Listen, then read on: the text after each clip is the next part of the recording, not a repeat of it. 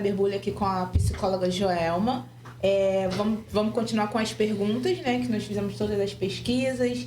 E aí estou passando agora para a Priscila dar continuidade aí ao assunto. Vamos lá. Boa tarde, gente. Boa tarde. Eu sou Priscila, né?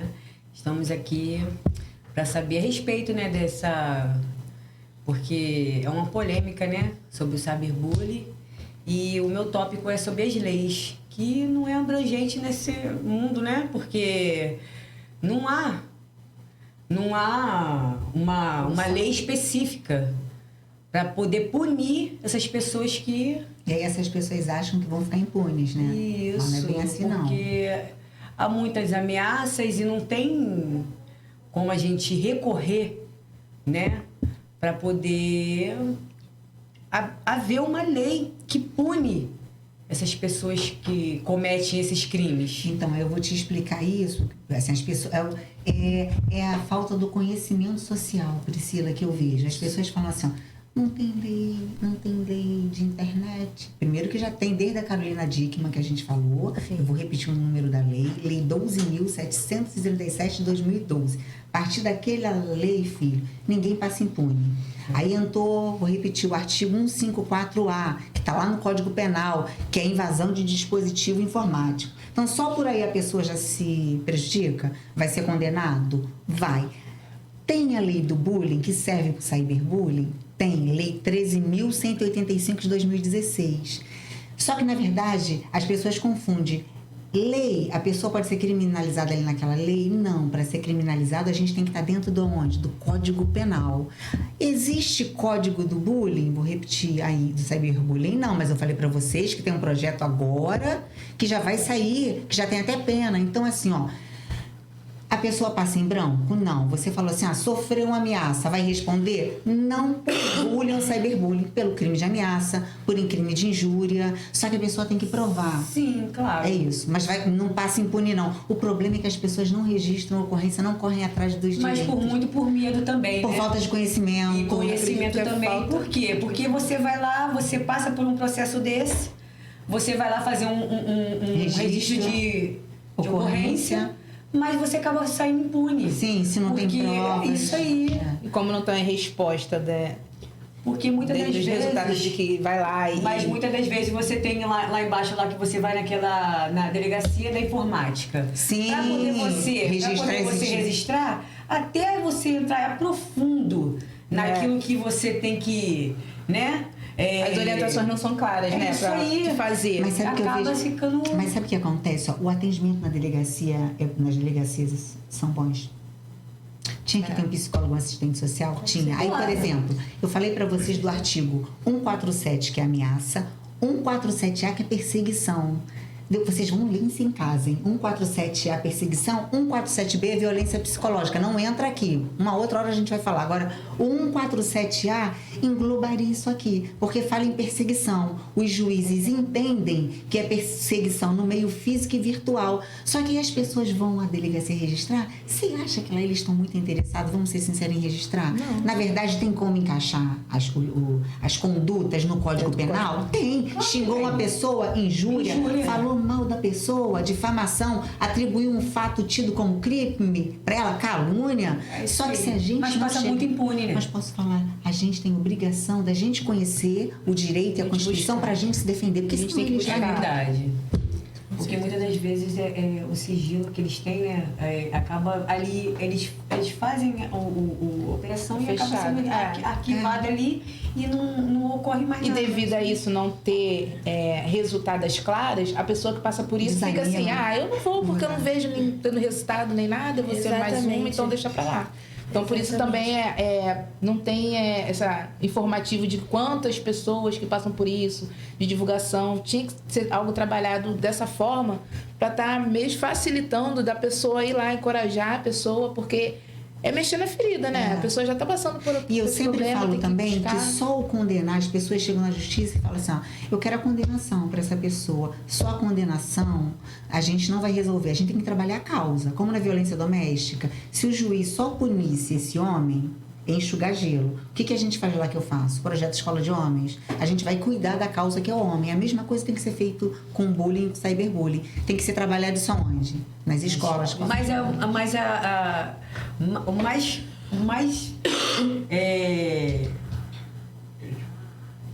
o mais que é afetado são as crianças. Sim. O mais afetado são as crianças. Sim, em torno de 40. As pesquisas mostram, Oxford, Reino Unido, 50% dos jovens já passaram. E as crianças na fase de pré-escolar vão passar ainda cerca de 40%. Eles sabem que vão acontecer. O que tem? Mas lá fora tem um estudo base, uma preparação para os professores. A gente aqui não tem essa preparação ainda, entende? E é tão difícil, né? Assim, eu digo porque eu tenho uma filha e a gente saber que eles passam.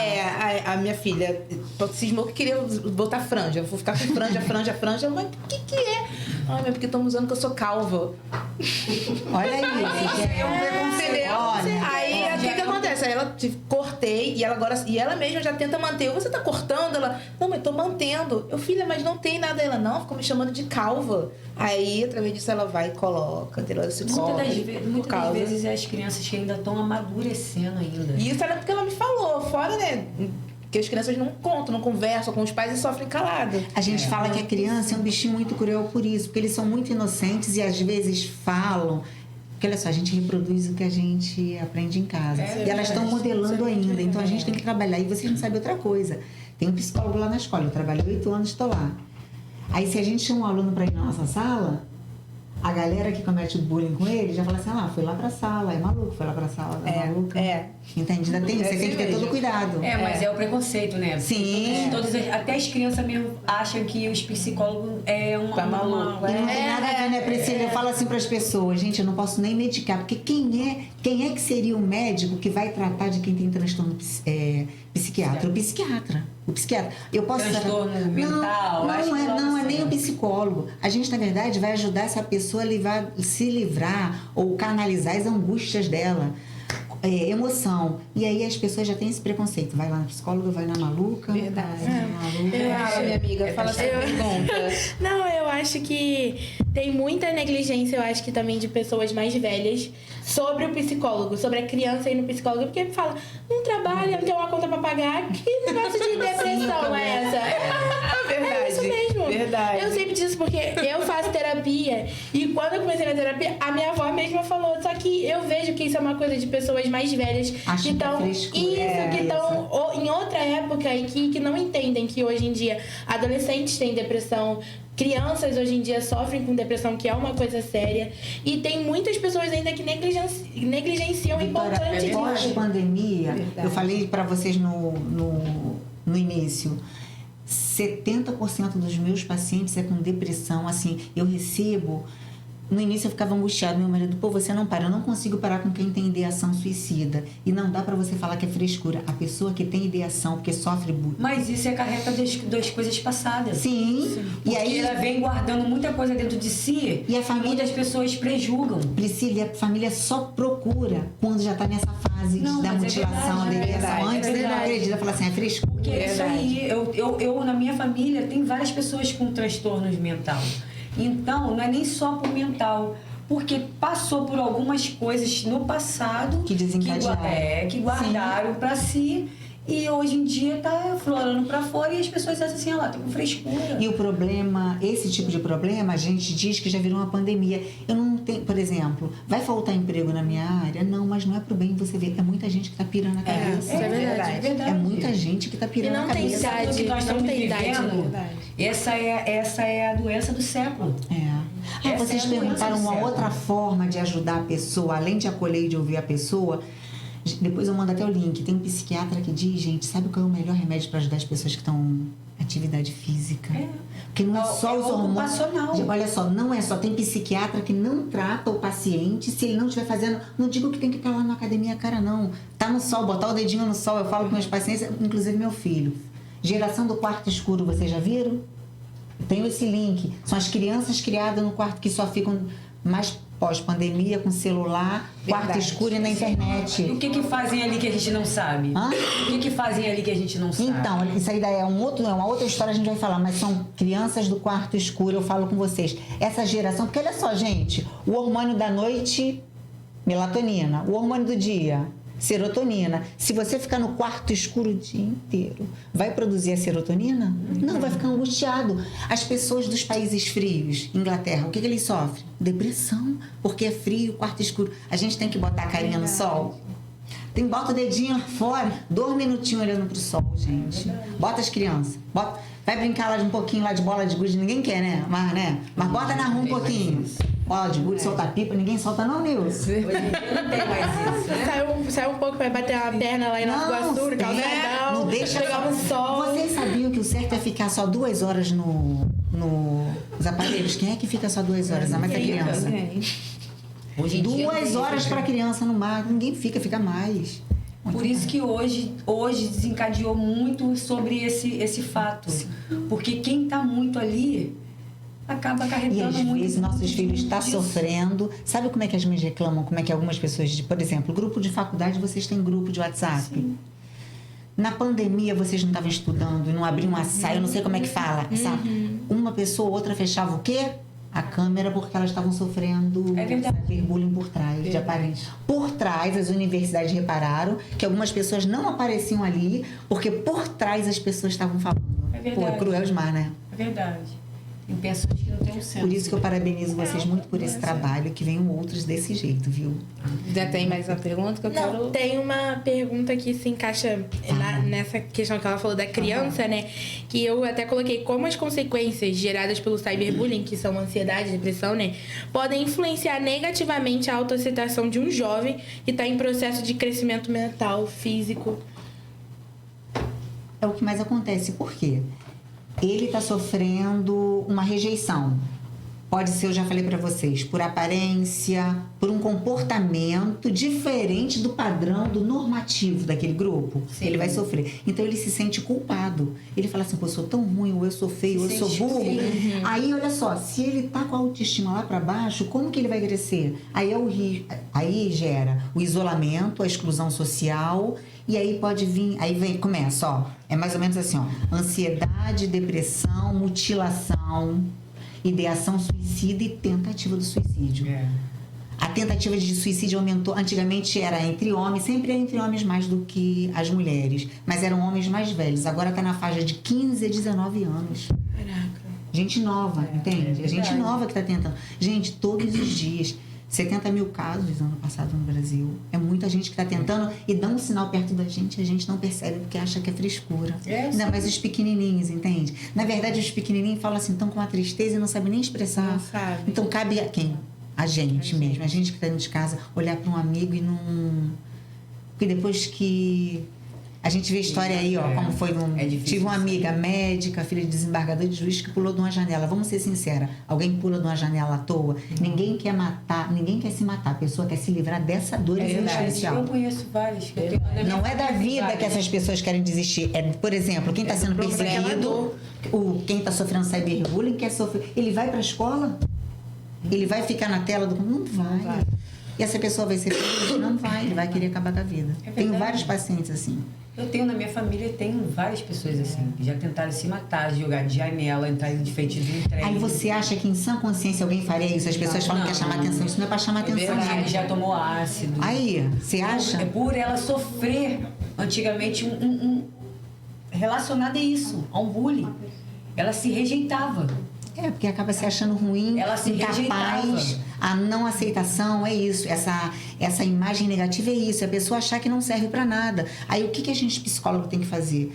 Mostrar sempre a psicologia positiva. Todo mundo tem um dom, tem um lado bom, não tem? Sim, desperta claro. Naquela pessoa, aí o meu lado ruim, vamos tentar melhorar. E não falar simplesmente assim, deixa pra lá, isso não é nada, sai dessa. Para usar o discurso. Gente, com uma palavra, a gente salva ou a gente mata uma pessoa. Não sabe o que falar? Fica quieto. Silêncio é o melhor. Tem uma pergunta aí pra fazer? Posso fazer? Pode fazer, depois a gente vai. Eu queria muito, teve um caso, e aí, acho que a gente nem debatemos isso, sobre a questão do idoso, cyberbullying com idoso. Que eu lembrei de um caso que teve, né, Não é nem tão idosa, assim, acho que mas tinha uns 40 anos que tentou e ela estudar. voltou a estudar, acho que foi fazer farmácia, e aí sofreu, né, essa questão do bullying em sala de aula. Eu queria saber como funciona essa questão já de idade. Porque acho que o novo ainda está, né, por mais que dos problemas, é atual, né, tá se formando ainda, criancinha, assim, e quando já é de idade, como funciona, assim? Se a pessoa tem um bom... Porque, olha só, a gente, maior idade, 18 anos, completo pelo ECA, 18 anos, mas maior idade completa, 21 anos. 21 anos, não é isso? Só que a nossa estrutura emocional, ela vai ficar pronta mesmo com 24, 25 anos. Então, assim, uma pessoa mais velha que nem ela, que nem a que ela está citando, com certeza vai saber lidar melhor com a situação do que um jovem, mas não quer dizer que não sinta. Ela poderia deixar de estudar. As pessoas, por exemplo, eu falei pra vocês, eu não tenho problema, que eu tenho quantos anos? 54. Fui pra uma turma estudar PRF, tirei uma nota alta. Teve um rapaz do meu lado que falou assim pra mim, falou assim, você vê. Pô, eu não ia pro embate contigo. Aí na hora eu falei assim, fiquei quieto, mas não vou deixar. Eu falei assim, fiquei mais negócio. Eu falei, olha só, filho. Aí no teste físico, eu subi a escada, fiz um monte de coisa. Fui na força do ódio, busquei, subi a escada, fiz a flexão. Falei, filho, quem não quer ir com você sou eu. E depois ele até pediu desculpa, mas eu digo, é o preconceito, porque uma mulher de 54 anos tá querendo estudar ainda, dá o lugar pro novo. Eu falei pra ele, dá você o seu lugar pra mim, que sou mais velha, porque você tem tempo pra tentar. As pessoas têm preconceito com a idade, sim. Se eu falar, não sente... A gente não deixa de fazer as coisas se tiver um equilíbrio emocional, mas a nossa caminhada é mais difícil como dessa estudante de 40 anos. Eu tenho 54, ela é muito mais nova, mas ela já sentiu na pele por achar que o meio acadêmico é um jeito de gente, um lugar de gente nova. O que ela estava fazendo lá? As duas estudantes estavam rindo dela, né? Porque ela estava Então, vai depender do equilíbrio emocional da estrutura dela. Eu acho que o adulto tem sempre uma estrutura mais forte pela criação e acho que ela vai passar por isso. Até porque o dela ganhou rede, ficou muita gente a favor, né? Mas existe também a do idoso. E aí eles se isolam, na verdade, tá? Se não tiver um grupo, se isola, se exclui. Porque já é difícil, assim, eu digo assim, né? Eles querem, vamos botar, se sentir útil. E aí acontece isso, a sociedade. Mas se não é aceito no ambiente de estudar, se mas a sociedade se torna às vezes difícil. Porque às vezes a pessoa coloca aquilo na cabeça achando que não vai conseguir. Você entende? Você acha incapaz, que não serve. Olha só, a sociedade quer enterrar o idoso. Você já viu isso? A pessoa não serve mais para nada. Mas eles que têm muito a ensinar pra gente. O conhecimento. Por quê? Porque eles já adquiriram muito conhecimento ao longo da vida. Tanto que algumas empresas têm um projeto de colocar sempre, assim, entre 10 vagas, 2 para deficiente, para idoso. Porque os caras têm conhecimento, gente. Com certeza. Pode não ter, de repente, a mesma disposição física, mas vai ter verdade, mas eu acho justo isso. Mas assim, mas não dá, independente da idade, não foge do risco de passar, de acontecer. Sim. Com certeza. Eu acho que não tem idade hoje em dia pra... infelizmente, tem muita gente que fala a internet é um lugar sem lei. Gente, hoje em dia até o bullying...